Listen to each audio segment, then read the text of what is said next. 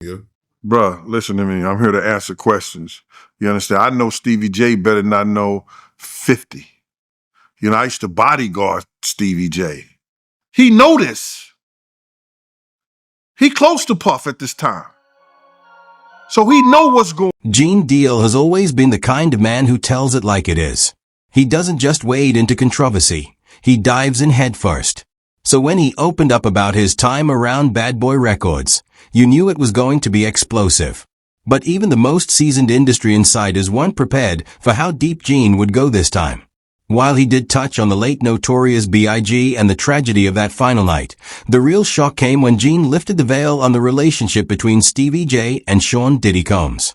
According to him, it was a dynamic far more complex, strange, and transactional than anyone had imagined. Personal bodyguards at time when he used to move around in New York City. You know, Stevie J at one time was like a little nephew to me. You know what I'm saying? When he was working up at Bad Boy, making all those hits. You know what I'm saying? As he often does, Gene unfolded the story slowly, like a simmering pot before it boiled over into something incendiary. He recalled the night Biggie's SUV was ambushed in Los Angeles, a moment forever etched in hip-hop history. But Gene's retelling added a chilling layer of nuance. According to him, Stevie J was in the car directly behind Biggie's, close enough to witness the chaos as it unfolded in real time. What made this more than just a haunting detail was Gene's claim that both Stevie J and Maze had been warned days earlier about a looming threat. The warning came straight from the Crips: "You and your boy Puff are fine, but it's big they're coming for." Gene's voice, as he recalled it, was thick with disbelief. Yet he claimed that neither Stevie nor Maze ever passed that warning on to Biggie. That silence, Gene suggested, wasn't just a lapse in judgment, it was betrayal. In the car with us when Big got brother. In the car behind us. I sold a chain that weekend to Stevie J that he didn't even pay me for the cross on it or nothing. You know what I'm saying? He gave me half. But Gene didn't dwell too long on Biggie's tragic end. For him, the real story wasn't just about what Stevie J failed to do. It was about who Stevie J was, and more crucially, who he became once he entered Diddy's world. Hey? Gene's tone shifted, from somber reflection to pointed critique. He described Stevie J as a man who had mastered the art of survival in an industry where loyalty often carried more weight than talent. And in Gene's view, Stevie's loyalty to Diddy ran far deeper than the professional. It was intensely personal. Gene didn't mince words. He painted Stevie J not merely as a producer in Diddy's orbit, but as a constant fixture, always present, always close. Even back then, their relationship raised eyebrows. Stevie wasn't just crafting beats or working late in the studio. He was embedded in Diddy's inner circle, a near-permanent shadow. That level of closeness, Gene implied, suggested something more than just business. It hinted at a bond that blurred lines and left lingering questions about the true nature of their connection. About his relationship with Diddy. Well, when Stevie J first got his start with Diddy, you know what I'm saying, Diddy treated him just like he was treating everybody else. Robbing them blind, and they didn't even know it. Because they didn't know anything about the record industry. What made Gene's accusation so unsettling wasn't just what he said, it was how he said it. He never outright accused Stevie J or Diddy of anything concrete, yet every word dripped with implication. His delivery was calm, deliberate, and heavy with subtext. Gene spoke about Stevie J's rise within Bad Boy Records, highlighting his ability to navigate the cutthroat world of the music industry, and, more importantly, his uncanny knack for staying in Diddy's good graces. The skepticism in Gene's voice was unmistakable as he questioned whether Stevie's success was purely rooted in talent. He implied that Stevie J knew exactly how to play the game, how to offer the kind of loyalty that Diddy valued most. And in Gene's telling, that loyalty may have come at a cost far beyond music. That was all the people that went to the Puffy parties. That was all the people that did all those things thinking that there was never going to be a consequence for what they were doing. Got punked out and pimped out by some greater desire. You shouldn't have a greater desire than being a man. So I believe that's a big problem with a lot of the actors out there because they get fluid. And next thing you know, But Gene's story wasn't just about loyalty.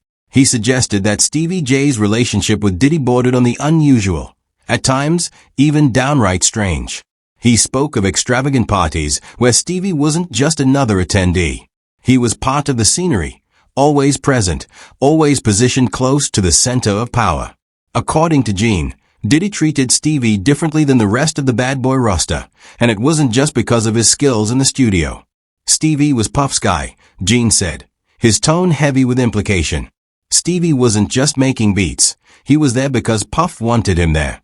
The parties themselves became a crucial element in Gene's narrative, not just displays of opulence, but scenes where the line between business and pleasure faded into something unrecognizable. He described them as surreal, almost dreamlike, with Diddy as the puppet master pulling every string. And through it all, Stevie J remained at Diddy's side, a trusted confidant, and perhaps a willing participant in whatever happened behind closed doors. Gene hinted that there were things that took place at those parties that he couldn't even speak on. But one thing he made clear, Stevie J was always there for it all. I get it. So you see some guys struggling with that. You see Bieber struggling with that. You see some of these guys struggling with that. They can't get it out of their head. What made Gene's words so compelling and so damning was the weight of his credibility. This wasn't tabloid gossip or some outsider lobbing accusations from a distance. Gene had been there. He'd seen the dynamics firsthand, knew the players personally, and understood the inner workings of Bad Boy Records like few others. His words carried a kind of authority that made them impossible to ignore, even as they left more questions than answers. Predictably, Stevie J denied everything. In interviews following Gene's revelations, he brushed the claims off as baseless, accusing Gene of trying to stay relevant by dragging his name through the dirt. Gene doesn't know what he's talking about, Stevie said defiantly in one interview. My relationship with Puff has always been about the music, nothing more. But the denials did little to quiet the storm. Online chatter exploded, with fans and insiders alike dissecting Gene's every word and revisiting Stevie's every move during his time at Bad Boy. Was Gene just bitter, airing old grievances for attention?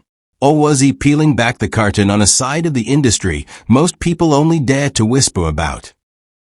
Did you ever have the opportunity where you got invited and you said no to it? Hell yeah. What was the consequences when you said no? Puffy invited me for weeks, asking me to come and teach him how to, wanted me to be his acting coach for a while. Go there and he's sitting around just looking.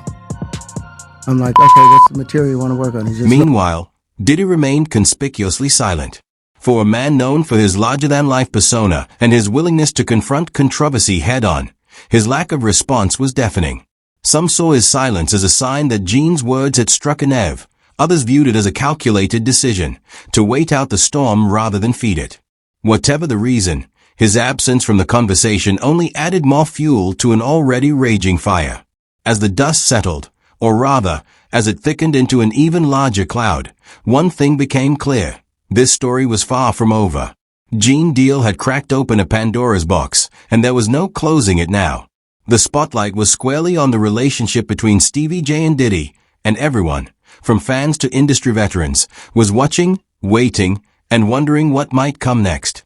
Because if Gene had made one thing undeniable, it was this: in the world of Bad Boy Records, nothing was ever quite what it seemed. And as the layers continued to peel back, the question shifted from what had already happened to what else might still be hidden. The allegations against Stevie J were just the beginning, a doorway into something much darker.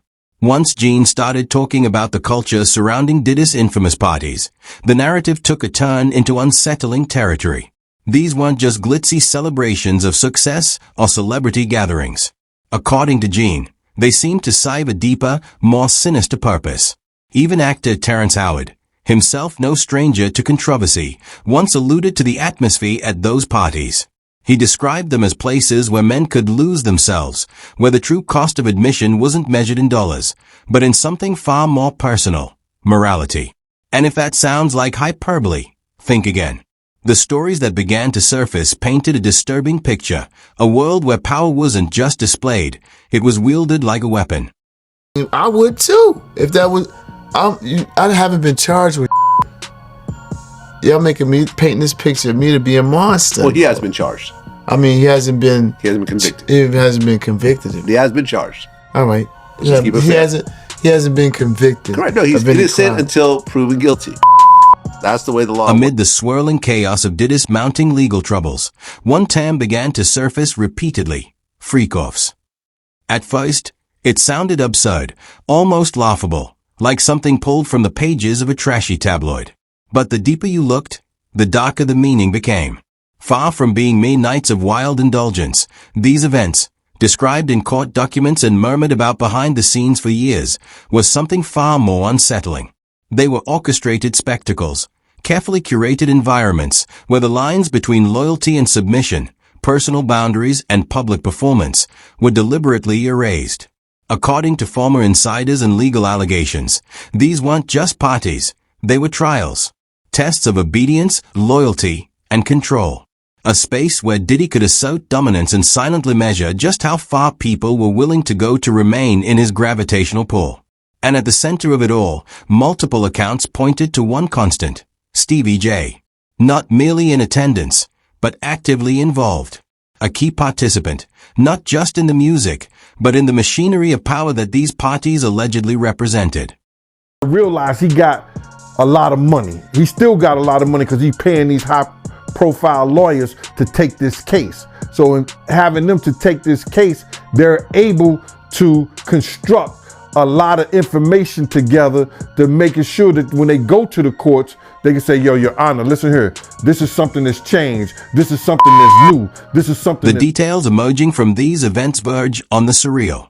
Lavish mansions with sprawling grounds were transformed into exclusive playgrounds for the powerful and the famous. Inside, rooms buzzed with celebrities, influencers, and industry titans, all moving within an atmosphere governed by a single, unspoken rule. What happens here stays here. But that wasn't the most disturbing part. According to those brave enough to break the silence, these weren't just high-profile get-togethers, they were psychological battlegrounds. Guests were subjected to subtle manipulations, coerced into crossing lines they never would have approached under normal circumstances. All under the guise of loyalty, trust, and belonging. And at the heart of it, once again, was Stevie J. By all accounts, he wasn't just present, he was thriving. He had mastered the rules of this world, not just surviving the madness, but learning how to move within it with ease and precision. To be hands-off with somebody. A number of producers come in to make the approach, and you threaten to punch them in the mouth, or threaten to knock their head off for talking to you like, or looking at you like you're a woman. You know, when you approach a real man about his masculinity, you're going to get a real reaction back. It's a difference when a guy walks in a room and when a man walks into a room. And a man don't take... Terrence Howard's remarks cast a dark shadow over these events. He described them as places where people could lose themselves, where choices were made that couldn't be taken back. Though he stopped short of naming names, the implication was unmistakable. These weren't just parties. They were about control. Rumors long circulated that Diddy's gatherings were more than social affairs. They were proving grounds. Carefully constructed spaces where he could test the limits of those in his orbit. The real question wasn't just how far someone was willing to go, but what they were willing to surrender. And for those who passed the test, the payoff was substantial. Career boosts, coveted access to Diddy's inner circle, and a level of industry exposure that could be life-changing. But the cost? That remained murky and, according to some, far too high. Do you believe he's... I couldn't see it when he was dealing with us. But once he got into that Hollywood and that love and hip hop and that situation with and his girlfriend, they strapping on in the whole 9 yards, dog. Listen. But what about those who didn't comply? That's where the story takes a much darker turn. Allegations suggest that refusing to play along didn't just mean falling out of favor. It meant being blacklisted, ostracized, and, in some cases, publicly humiliated. One particularly disturbing claim described attendees being pressured into compromising situations, allegedly orchestrated by Diddy himself. These weren't just industry whispers or anonymous rumors. They were detailed in lawsuits, painting a portrait of a man more focused on control and dominance than on building genuine relationships. You've got to understand, Diddy still has a lot of money, and he's using it. High-profile lawyers are on his payroll, and with their help, is building a tightly constructed legal defense. These attorneys are well equipped to piece together a narrative that, when they step into court, allows them to say, "Your Honor, this is new. This is different. This changes everything." But the accusations being brought forward tell a much darker story. One particularly disturbing allegation comes from a December 2023 lawsuit filed by a woman identified as Jane Doe. She claimed Diddy's influence extended far beyond lavish parties and industry connections. According to her testimony, she was lured to a private event under the guise of a professional networking opportunity, only to find herself in what she described as a tightly controlled environment. She alleged that Diddy's associates monitored her movements and pressured her into participating in acts she never consented to. When she resisted, she said the threats came swiftly, warnings that her career and reputation would suffer if she didn't play along. Around the same time, another lawsuit emerged, this time from a young music producer. He claimed he was invited to a studio session to showcase his work, only to face intimidation tactics designed to break him down. According to the suit, Diddy publicly berated him, mocked his skills in front of others, and later tried to coerce him into signing a predatory contract. When the producer refused, he alleged that Diddy threatened to blacklist him, warning that his career would be over before it had even started. I don't believe none of that to be true. I believe that they went in there just like they do all the other inmates based on the information they had. You got to realize this, bro. They found out that Diddy was using other inmates' phone cards. Now that probably happens all the time. Then came the explosive allegations from former model Crystal McKinney, who stepped forward in early 2024. She claimed that during an event at a New York recording studio in the early 2000s, she was pressured into a private meeting with Diddy, one that quickly escalated into what she described as an emotionally abusive and degrading encounter. McKinney's lawsuit painted a chilling picture of an environment where power was wielded like a weapon. According to her, Diddy used his influence not only to control, but to silence, targeting those who dared to speak out with intimidation and retaliation. While her account is harrowing, it's just one piece of a much larger puzzle. Together, these stories suggest a pattern, one defined by control, manipulation, and unchecked authority. And then there's Stevie J. According to Gene Deal and other insiders, Stevie wasn't just a bystander. He played an active role in sustaining the environment Diddy allegedly cultivated. Whether it was encouraging others to take part, coordinating logistics, or simply watching as events unfolded, his presence wasn't incidental. It was essential. The implication is clear. Stevie J wasn't just along for the ride. He was part of the system, an integral cog in a machine fueled by secrecy, exploitation, and an unwavering demand for loyalty. What's perhaps most shocking about these allegations isn't just the behavior itself, but the number of people who allegedly knew and said nothing. Celebrities, industry insiders, even close friends were reportedly present at these events, witnessing the dynamics firsthand.